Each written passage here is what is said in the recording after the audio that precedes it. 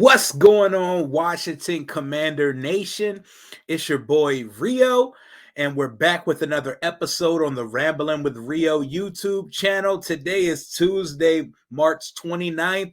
We are officially 30 days away from the NFL draft, and we're right in the midst of the NFL owners' meetings right now. A lot of stuff coming out of there. A lot of Daniel the Dweeb Snyder news, Jim Irsay doubling down and taking more shots at Mr. Commander Carson Wentz. And that's what we're going to get into today. We're going to get into what the realistic expectations and baseline statistics should be for Mr. Carson Wentz in his first year as a Commander, the first quarterback for the Commanders era of football. I got a couple things I want to shout out before we get going. First of all, shout out to my guy Eddie for sending me one of these shirts with Carson Wentz on the George Washington with the George Washington hair, the Commander's hat, and the Bluetooth earpiece. I still don't get the earpiece part of it, but it's spectacular. I love it. Shout out my guy Eddie for sending me one of these bad boys. Also, this episode, like every other episode, is brought to you by Washington Football on the Daily at WSH on the Daily on Instagram. My boy Ray is your number one source and hub for all things Washington Commanders. Today, they drop all kinds of content like hypotheticals, ifs or ors, rumors, jersey swaps, anything you need to see about the Washington Commanders football team. It'll be on that page, and it is also brought to you by BetUS Sportsbook and Casino. Get your parlay poppy on, Calvin Ridley style. You can bet on a litany of sports and make some money doing it. You know, I'm not the biggest betting man myself, but if I do, I'm going to do it with BetUS Sportsbook and Casino. Use promo code JOIN125 when you sign up, and use my unique link that will be in the description. But without further ado, let's pod. Don't want it to go to a two-possession game. On 3rd and 9, Wentz has all day with just a three-man rush. Back in the end zone. What a throw! All right, Carson Wentz. Have y'all got y'all feelings? Have y'all grieved enough yet? This is the quarterback we've acquired. This is the quarterback we are stuck with for at least this year. But I think Coach Ron and company, Scott got his extension. I think they want this to work here. They want this marriage to work. And I know y'all are going to give me the Kim Kardashian spill of if it didn't work out with the first two suitors, what makes you think you're going to turn them into a house? Yeah, man, I've heard it all. But Carson Wentz is the most capable quarterback that's going to be behind center here in Washington since Mr. Kirk Cousins, as Bruce Allen called him. You know, at base level, I'm appreciative that we have a quarterback that is 6'6", 240 with a rocket and a very mobile, you know, and he's a gunslinger. Gunslingers are my type of quarterbacks. Me personally, it's not digestible to watch the Alex Smith, Tyrod Taylor, Teddy Bridgewaters of the world. I like a quarterback that takes chances. The thing with our guy is he lives on the edge a little too much. Like Pat McAfee perfectly describes Carson Wentz. Like every play of watching him, it's like cardiac arrest because Carson refuses to let a play die. Is that a good thing? It's not necessarily a bad thing, but it's also not a good thing too because you get plays like this where he's throwing a left-handed interception, or the reason why he played the whole season on 2 sprained ankles last year because Carson refuses to let a play die. Carson is a gunslinger at the very forefront of the definition of what a gunslinger is. This guy will not accept, like, bro, you got to hit your check down, throw it away, even eat a sack sometime. Eat a sack. Wow. Crazy words. But just take the sack, man. Take the sack, let the play in. But I do appreciate that he always tries to make something out of nothing, and his escape artist style in the pocket, I love that shit. Carson Wentz, his highs are fantastic. It's just his lows are, whoa, what the fuck is this guy doing type shit. But let's get into it. Let's talk Carson Wentz. What should we expect from him statistically in 2022 as the Commanders quarterback? Like last year, he gave the Colts 3,500 yards, 27 touchdowns, 7 interceptions on 2 sprained ankles, and an offense predicated on a dominant top-tier running back and with 1 legit pass option and shaky pass protection because they were hampered heavily on injuries and COVID on that line last year. It was pretty much Quentin Nelson in the game. You know, there wasn't an elite unit. Washington's offensive line is immensely better than the one he played behind in Indy. And he's still 27 touchdowns and 7 picks gets us into the playoffs last year. I don't like to harp on injuries and COVID missings from the games late season, but we were some COVID cases. Garrett Gilbert starting a game and a noodle arm quarterback away from making the postseason last year. And that type of production here makes us a playoff team easily. I mean, I know we want more than the playoffs, but at minimum, this team has to make the postseason this year. On a first place schedule, even though it was a Mickey Mouse division crown, on a first place schedule with a backup quarterback starting the entire season, minus 1 quarter, we went 7-10, and that's nothing you want to hang your hat on. Neither was that division title, but that tells you that we don't want to admit it. This team is better and farther along than we want to say, but we just can't speak on it too much. I know Ron will. Ron will tell you he loves the roster. And Chase missed time, and Chase wasn't great last year. He wasn't good last year. Montez wasn't great last year. Injuries all over the roster. Logan Thomas. Carson Wentz is coming into a better situation. He's not coming into a situation where he has the comfort that he had in Philadelphia, where he had the keys to the franchise, where he had an ally like Frank Reich, where, you know, when you have the comfort of familiarity and you can get away with more things than you would if you were around someone you didn't know. Carson doesn't have that here, and Carson knows he's on his last legs as an NFL quarterback. Don't forget 2019 Wentz.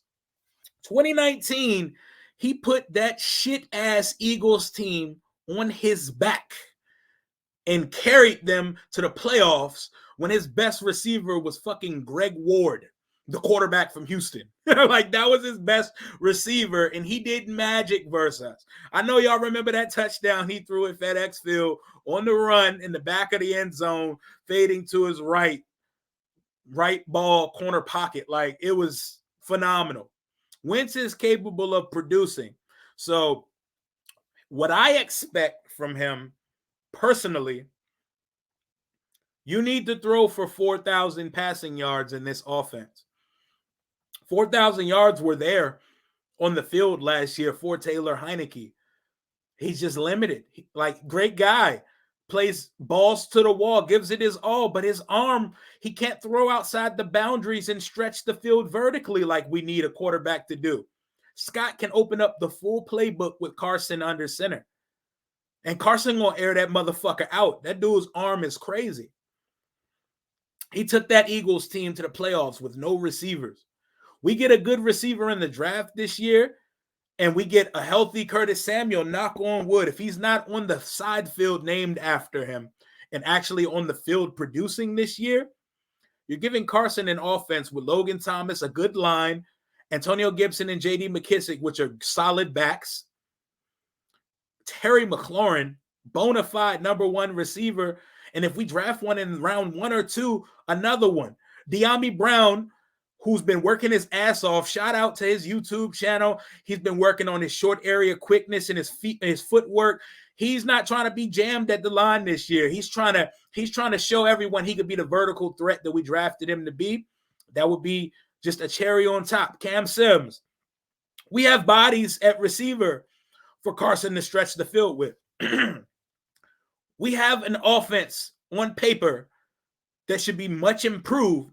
And with the schedule, I don't like to play the easy schedule, soft schedule, because it's the NFL and parity exists. Listen to this.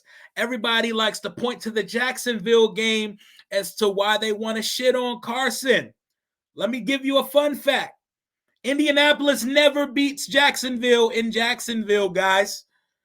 They haven't beat Jacksonville in Jacksonville since like 2014, 2015. That's 7 years ago. Carson got there last year. Were those games on him too?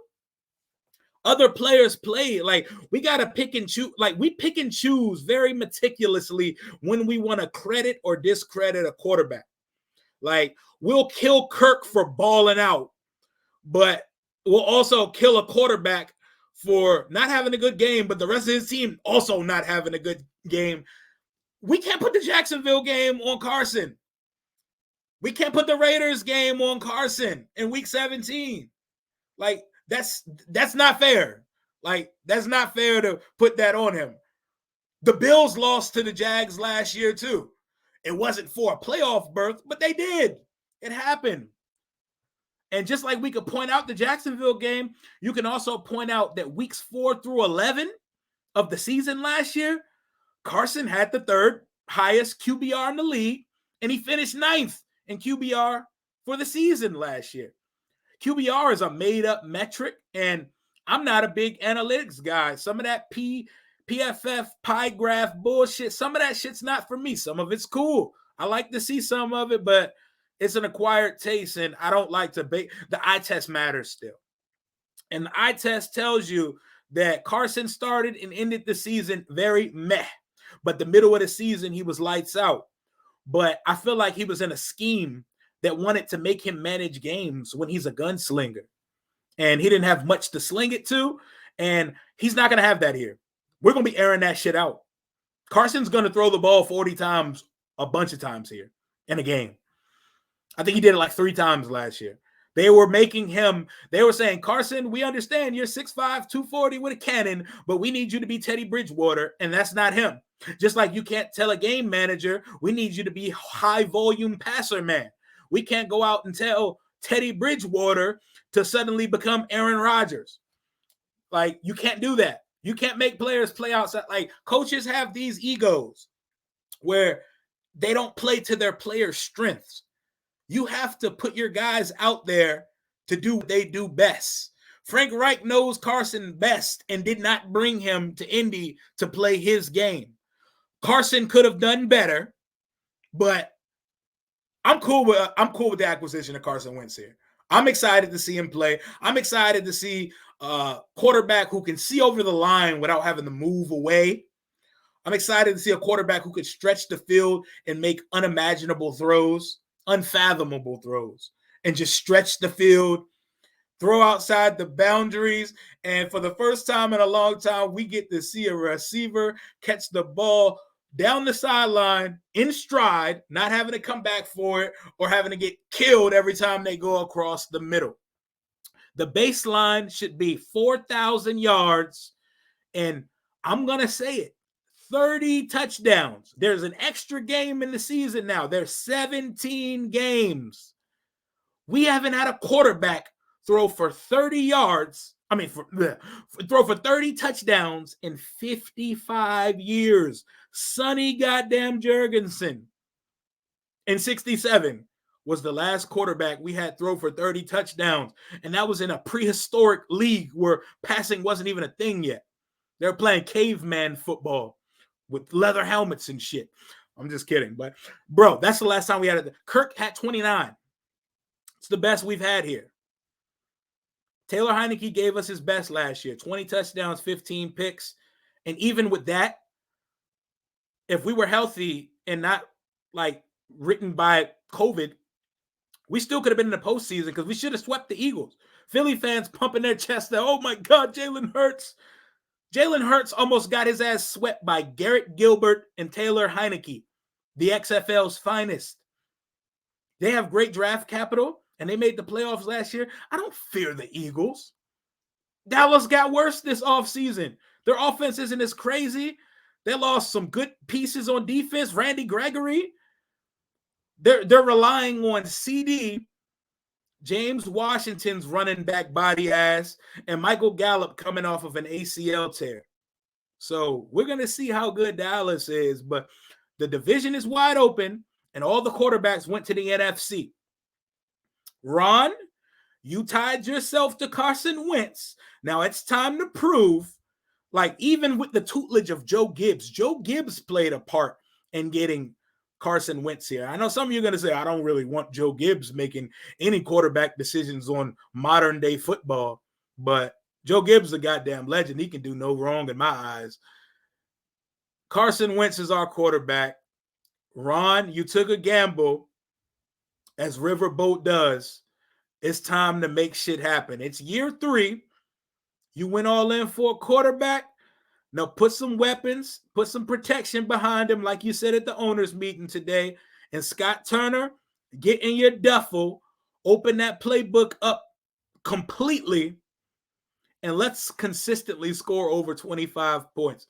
Build a damn track team and a basketball team around Carson and let him sling that motherfucker. I cannot wait till the schedule comes out in May, because I know for sure they're going to give us Houston. I wish. They're going to give us Indy or Philly off rip. It's going to be Carson revenge tour off rip. Like, you already know it's coming.